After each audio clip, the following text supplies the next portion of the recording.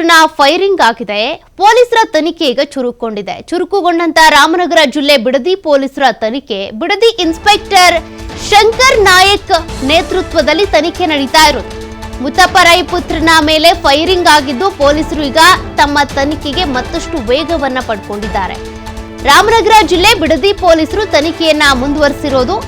Bidadi inspector Shankar Nayak ಅವರ ನೇತೃತ್ವದಲ್ಲಿ ತನಿಖೆ ನಡೀತಾ ಇದೆ. ಸ್ಥಳದಲ್ಲೇ ಮುಕ್ಕಾಂ ಹೂಡಿದ್ದಾರೆ ಪೊಲೀಸರು.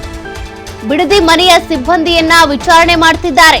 ಯಾರಾದ್ರೂ ಅನುಮಾನಾಸ್ಪದವಾಗಿ ಇಲ್ಲಿ ಬರ್ತಾ ಇದ್ರಾ, ಹೋಗ್ತಾ ಇದ್ರಾ, ಫೋನ್ ಮಾಡ್ತಿದ್ರಾ, ಓಡಾಡ್ತಾ ಇದ್ರಾ ಅಲ್ಲಿ ನೀವು ಗಮನಿಸಿದ್ದೀರಾ ಅಂತ.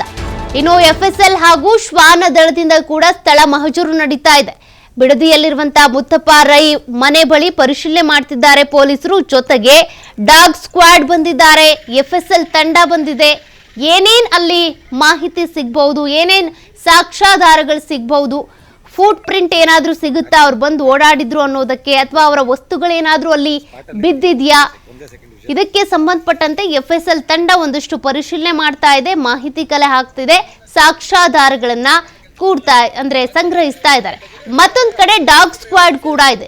ಡಾಗ್ ಸ್ಕ್ವಾಡ್ ಕರ್ಕೊಂಡು ಬಂದು ಅಲ್ಲಿ ಏನಾದ್ರೂ ಸಿಗಬಹುದಾ ಅನುಮಾನಾಸ್ಪದ ವಸ್ತುಗಳೇನಾದ್ರೂ ಅಂತ. ಮತ್ತೊಂದು ಕಡೆ CCTV ಪರಿಶೀಲನೆ, ಅವರ ಮನೆಯಲ್ಲಿ ಕೆಲಸ ಮಾಡ್ತಾ ಇರುವಂತವರ ಸಿಬ್ಬಂದಿಯ ತನಿಖೆ ಆಗ್ತಾ ಇದೆ. ಮನೆಗೆ ಯಾರು ಬಂದಿದ್ರು, ಯಾರು ಹೋಗ್ತಾ ಇದ್ರು, ನಿಮ್ಮ ಮನೇಲಿ ಇರೋರನ್ನ ಬಿಟ್ಟು ಅಥವಾ ಸಂಬಂಧಿಕರನ್ನ ಬಿಟ್ಟು ಬೇರೆ ಯಾರಾದ್ರೂ ಹೊಸ ವ್ಯಕ್ತಿಗಳು ಬಂದಿದ್ರಾ, ಅಪರಿಚಿತರು ಬಂದಿದ್ರಾ, ಯಾರಾದ್ರೂ ಇಲ್ಲಿ ಓಡಾಡ್ತಾ ಇದ್ರಾ, ಮತ್ತೆ CCTVಯಲ್ಲಿ ಏನಾದ್ರೂ ಅನುಮಾನಾಸ್ಪದವಾಗಿ ಯಾರಾದ್ರೂ ವ್ಯಕ್ತಿಗಳು ಗುರುತಿಸ್ಕೊಳ್ತಾ ಇದ್ದಾರಾ, ಮತ್ತೆ ಹೊಸದಾಗಿ ಯಾರಾದ್ರೂ ಕೆಲ್ಸಕ್ಕೆ ಸೇರ್ಕೊಂಡಿದ್ರಾ, ಕೆಲ್ಸಕ್ಕೆ ಸೇರ್ಕೊಳ್ಳೋದ್ರ ಮೂಲಕ ಇವ್ರು ಎಲ್ಲಿ ಹೋಗ್ತಾರೆ, ಏನು ಇವರ ಡೈಲಿ ರುಟೀನ್ ಏನು, ಅದ್ರ ಬಗ್ಗೆ ತಿಳ್ಕೊಳ್ಳೋದಕ್ಕೆ ಅಂತೇಳಿ ಬಂದಿರ್ತಾರಲ್ಲ. ಹಾಗಾಗಿ ಅದೆಲ್ಲದ್ರ ಬಗ್ಗೆ ಎಲ್ಲ ಆಯಾಮಗಳಲ್ಲೂ ಕೂಡ ಬಿಡದಿ ಠಾಣೆಯ ಪೊಲೀಸರು ಮಾಹಿತಿಯನ್ನ ಕಲೆ ಹಾಕ್ತಾ ಇದ್ದಾರೆ. ಸದ್ಯಕ್ಕೆ ಅಲ್ಲಿ ಏನೇನು ಸಿಗುತ್ತೆ ಅನ್ನೋದನ್ನ ನೋಡ್ಬೇಕಿದೆ. 2 ಗುಂಡು ಬಿದ್ದಿರೋದ್ರಿಂದ ಆ ಬುಲೆಟ್ ಏನಾದರೂ ಸಿಗುತ್ತಾ ಅದನ್ನ ನೋಡಬೇಕು. ಮತ್ತೆ ಯಾವ ಅವ್ರು ಬುಲೆಟನ್ನ ಬಳಸ್ಕೊಂಡಿದ್ದಾರೆ, ಯಾವ ಗನ್ನನ್ನು ಬಳಸ್ಕೊಂಡಿದ್ರು, ಅದೆಲ್ಲದೂ ಕೂಡ ಪೊಲೀಸರು ಪತ್ತೆ ಹಚ್ತಾ ಇದ್ದಾರೆ. ಹೆಚ್ಚಿನ ಗಾಯ ಆಗಿದ್ದು ಅವರು ಟ್ರೀಟ್ಮೆಂಟ್ ತಗೊಂಡಿದ್ದಾರೆ. ಅವ್ರನ್ನ ಇನ್ನೂ ಎನ್ಕ್ವೈರಿ ಮಾಡಬೇಕಾಗಿದೆ, ಅವರಿಂದ ಹೆಚ್ಚಿನ ಮಾಹಿತಿ ಪಡಬೇಕಾಗಿದೆ. ಜೊತೆಗೆ ಇದರ ಹಿನ್ನೆಲೆಯನ್ನು ನಾವಿನ್ನೂ ಪರಿಶೀಲನೆ ಮಾಡಬೇಕಾಗಿದೆ. ಇದೆಲ್ಲ ನಾವು ಪರಿಶೀಲನೆ ಮಾಡಿದ ನಂತರ ಇನ್ನೂ ಹೆಚ್ಚಿನ ಮಾಹಿತಿಯನ್ನು ನೀಡ್ತೇವೆ. ಗಾಯಾಳು ಹಿನ್ನೆಲೆ ಏನು ಅಂತೇಳಿ ಸರ್, ಎಷ್ಟು ರೌಂಡ್ ಫೈರ್ ಮಾಡಿದ್ದಾರೆ ಅಂತೇಳಿ?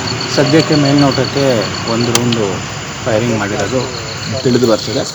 ಅದು ಏನು ಡ್ರೈವರ್ ಇದ್ದಾರೆ, ಅವರು ಡ್ರೈವರಿನ ಮಾಹಿತಿ ಪ್ರಕಾರ ಅವರು ಕೇವಲ 1 ದೊಡ್ಡ ಶಬ್ದ ಕೇಳಿಸ್ತು ಅಂತ ಅವರು ಮಾಹಿತಿ ನೀಡಿದ್ದಾರೆ. ಇನ್ನೂ ಅವ್ರನ್ನ ಎಲ್ಲರನ್ನೂ ಹೆಚ್ಚಿನ ವಿಚಾರಣೆಗೆ ಒಳಪಡಿಸಿದ ನಂತರ ನಮ್ಗೆ ಇನ್ನೂ ಹೆಚ್ಚಿನ ಮಾಹಿತಿ ದೊರಕುತ್ತೆ. ಬಳಸಿರ್ಬೋದು ಅನ್ಸುತ್ತೆ ಸರ್. ಏನು ಮೇಲ್ನೋಟಕ್ಕೆ ನೋಡ್ತಿದ್ದಂಥ ಸಂದರ್ಭದಲ್ಲಿ ಇದು ಯಾವುದಾದ್ರೂ ಒಂದು ಶಾರ್ಟ್ ಗನ್ ಯೂಸ್ ಮಾಡಿರೋವಂಥದ್ದು ಮೇಲ್ನೋಟಕ್ಕೆ ಕಂಡು ಬರ್ತದೆ. ಬಟ್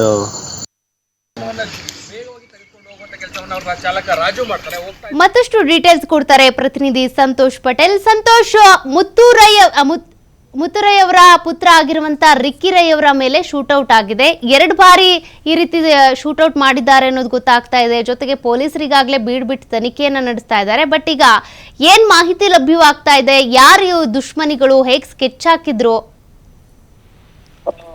ಏನು ಮಾಜಿ ಡಾನ್ ಅನ್ಸ್ಕೊಂಡಿದ್ದಂತ ಮುತ್ತಪ್ಪರೈ ಪುತ್ರ ರಿಕ್ಕಿ ರೈ ಮೇಲೆ ಗುಂಡಿನ ದಾಳಿ ಆಗಿರುವಂತದ್ದು. ನಿನ್ನೆ ತಡರಾತ್ರಿ ಈ ಇನ್ಸಿಡೆಂಟ್ ಆಗಿರುವಂತದ್ದು. ಏನು ಬಿಡದಿಯ ಮುತ್ತಪ್ಪರೈ ಅವರ ಮನೆಯಲ್ಲಿತ್ತು, ಆ ಮನೆಯಲ್ಲಿ ರಿಕ್ಕಿ ರೈ ಇದ್ದು ಅಲ್ಲಿಂದ ವಾಪಸ್ ಬರುವಂತ ಸಂದರ್ಭದಲ್ಲಿ ಸುಮಾರು 12:30 ನಂತರ ಆಗಿರುವಂತಹ ಘಟನೆಯ ಮಾಹಿತಿ ಲಭ್ಯವಾಗ್ತಾ ಇರುವಂತದ್ದು. ಈ ಸಂದರ್ಭದಲ್ಲಿ ಅವರ ಫಾರ್ಚುನರ್ ಕಾರ್ ಏನಿದೆ, ಅವರ ಫಾರ್ಚುನರ್ ಕಾರಲ್ಲಿ ಓರ್ವ ಗನ್ಮನ್ ಮತ್ತೆ ಚಾಲಕನ ಜೊತೆ ಅವರು ಬರ್ತಾ ಇದ್ರು. ಈ ಸಂದರ್ಭದಲ್ಲಿ ಅವರ ಮನೆಯಿಂದ ದಾಟಿ ನಾವು ಮುಂದೆ ಬರ್ತಾರೆ. ಮುಖ್ಯ ರಸ್ತೆಗೆ ಬಂದಂತ ಸಂದರ್ಭದಲ್ಲಿ ಫೈರಿಂಗ್ ಆಗುವಂತದ್ದು ಏಕಾಏಕಿಯಾಗಿ. ಸೊ ಯಾವಾಗ್ಲೂ ಕೂಡ ರಿಕ್ಕಿ ಕೂಡ ಒಂದು ವೆಹಿಕಲ್ ಅನ್ನ ಡ್ರೈವ್ ಮಾಡ್ತಾ ಇದ್ರು. ಈ ಕಾರಣಕ್ಕಾಗಿ ಡ್ರೈವರ್ನ ಟಾರ್ಗೆಟ್ ಮಾಡಿ ಅವರು ಫೈರಿಂಗ್ ಅನ್ನ ಮಾಡಿರುವಂತದ್ದು. ಫೈರಿಂಗ್ ಅನ್ನ ಮಾಡುವಂತ ಸಂದರ್ಭದಲ್ಲಿ ಆದ್ರೆ ಡ್ರೈವಿಂಗ್ ಮಾಡುವ ಸ್ಥಳದಲ್ಲಿ ಇದ್ದಿದ್ದು ಮಾತ್ರ ಅವರ ಚಾಲಕ. ಸೊ ಆದ್ರೂ ಕೂಡ ಆ ಬುಲೆಟ್ ಏನು ಇವರು ಫೈರಿಂಗ್ ಅನ್ನ 2 ರೌಂಡ್ ಫೈರಿಂಗ್ ಅನ್ನ ಮಾಡ್ತಾರೆ. ಸೊ ಆ ಬುಲೆಟ್ ಕಾರ್ನ ಬಲಭಾಗದಲ್ಲಿ ಚಾಲಕ ಕೂರುವಂತಹ ಡೋರ್ ಏನಿದೆ, ಆ ಡೋರ್ ಮುಖಾಂತರ ಒಳ ಹೋಗಿದೆ. ಮತ್ತೆ ಸೀಟ್ ಚಾಲಕ ಕೂತಿರುವಂತ ಏನು ಡ್ರೈವರ್ ಸೀಟ್ ಇರುತ್ತೆ ಆ ಸೀಟ್ ನ ಕುಶನ್ ಅನ್ನು ಕೂಡ ಕೂತ್ಕೊಂಡು ಹೋಗಿ ಡಿಕ್ಕಿ ರೈಗೆ ಬಿದ್ದಿರುವಂತದ್ದು, ಕೈ ಮತ್ತು ಮೂಗಿಗೆ ಒಂದಿಷ್ಟು ಗಾಯಗಳಾಗಿರುವಂತದ್ದು. ಯಾವಾಗ ಇನ್ಸಿಡೆಂಟ್ ಆಗುತ್ತೆ ತಕ್ಷಣ ಪೊಲೀಸ್ ಕೂಡ ಮಾಹಿತಿಯನ್ನ ಕೊಡ್ತಾರೆ. ತಕ್ಷಣ ಅರಕೆರೆಯನ್ನ ಮಣಿಪಾಲ್ ಆಸ್ಪತ್ರೆಗೆ ದಾಖಲು ಮಾಡಲಾಗಿದೆ ಅನ್ನೋ ಮಾಹಿತಿ ಲಭ್ಯವಾಗ್ತಾ ಇರುವಂತದ್ದು. ಇನ್ಸಿಡೆಂಟ್ಗೆ ಕಾರಣ ಏನಿರ್ಬೋದು ಅನ್ನೋದಕ್ಕೆ ಸಾಕಷ್ಟು ಅನುಮಾನ ಮತ್ತು ಕುತೂಹಲಕ್ಕೆ ಎಡೆ ಮಾಡಿಕೊಟ್ಟಿರುವಂತದ್ದು. ಯಾಕೆಂತ ಹೇಳಿದ್ರೆ ಹಿಂದೆ ಅಂದ್ರೆ ಮುತ್ತಪ್ಪರ ಏನಿದೆ ಅವರು ಮಾಜಿ ದಾನ ಹಂಚ್ಕೊಂಡಿದ್ದ ಆತನಿಗೆ ಒಂದಿಷ್ಟು ಜನ ದುಷ್ಕರ್ಮಿಗಳೆಲ್ಲ ಅವ್ರ ನಡುವೆ ವೈಷಮ್ಯಗಳು ಇತ್ತು ಅಂತ ಹೇಳ್ಬೋದು. ಆದ್ರೆ ಆತನ ಮಗನ ಮೇಲೆ ಯಾವ ಕಾರಣಕ್ಕಾಗಿ ಫೈರಿಂಗ್ ಆಗಿದೆ ಅನ್ನೋದ್ರ ಬಗ್ಗೆ ಇನ್ನೂ ಸ್ಪಷ್ಟತೆ ಇಲ್ಲ. ಆದ್ರೆ ರಿಕ್ಕಿರೆ ಏನು ವ್ಯವಹಾರಗಳನ್ನ ಮಾಡ್ಕೊಂಡಿದ್ರು ಅನ್ನೋದ್ರ ಬಗ್ಗೆ ಕೂಡ ಪೊಲೀಸರು ಮಾಹಿತಿಯನ್ನ ಕಲೆ ಹಾಕ್ತಾ ಇರುವಂತದ್ದು. ಒಂದು ಹೋಟೆಲ್ ಉದ್ಯಮ, ರಿಯಲ್ ಎಸ್ಟೇಟ್ ವ್ಯವಹಾರಗಳನ್ನ ಹೆಚ್ಚಾಗಿ ಮಾಡ್ಕೊಂಡಿದ್ರು ಅನ್ನೋ ಮಾಹಿತಿ ಲಭ್ಯವಾಗ್ತಾ ಇರುವಂತದ್ದು. ಸೊ ಇದು ವ್ಯಾವಹಾರಿಕವಾಗಿ ನಡೆದಿರುವಂತಹ ಒಂದು ದಾಳಿನ, ಇಲ್ಲ ಅಂತ ಹೇಳಿದ್ರೆ ಮಾಜಿ ಡಾನ್ ಪುತ್ರ ಆತನನ್ನ ಹೊಡೆದ್ರೆ ಇಲ್ಲ ಆತನಿಗೆ ತೆಗೆದ್ರೆ ಇವ್ರಿಗೆ ಒಳ್ಳೆ ಹೆಸರು ಬರುತ್ತೆ ಅನ್ನೋ ಕಾರಣಕ್ಕಾಗಿ ಆತನ ಮೇಲೆ ಈ ಒಂದು ಫೈರಿಂಗ್ ಅನ್ನ ನಡೆಸಿರ್ಬೋದಾ, ಈ ರೀತಿಯಾಗಿ ಹಲವು ಅನುಮಾನಗಳು ಇರುವಂತದ್ದು. ಫೈರಿಂಗ್ ಹಿನ್ನೆಲೆ ಏನು ಅನ್ನೋದ್ರ ಬಗ್ಗೆ ಇನ್ನೂ ಕೂಡ ಸ್ಪಷ್ಟತೆ ಇಲ್ಲ. ಆದ್ರೆ ಇದೆಲ್ಲವೂ ಕೂಡ ಪಕ್ಕಾ ಪ್ರೀ ಪ್ಲಾನ್ ಆಗಿ ಮಾಡಿರುವಂತದ್ದು. ಯಾಕೆ ಅಂದ್ರೆ ಯಾವುದೇ ಡೌಟ್ ಇಲ್ಲ, ಮುತ್ತಪ್ಪರ ಇರುವಾಗಿಂದ ಕೂಡ ಏನಾರ ಮನೆ ಇತ್ತು ಅಲ್ಲಿಗೆ ಬೇಕಾಗಿರುವಂತ ಎಲ್ಲಾ ಭದ್ರತೆಗಳನ್ನ ಮಾಡ್ಕೊಳ್ತಾ ಇದ್ರು. ಸೊ ಅದೇ ರೀತಿಯಾಗಿ ಸೆಕ್ಯೂರಿಟಿ ಗಾರ್ಡ್ಗಳು ಇರ್ತಾ ಇದ್ರು, ಗನ್ ಮ್ಯಾನ್ಗಳು ಇರ್ತಾ ಇದ್ರು.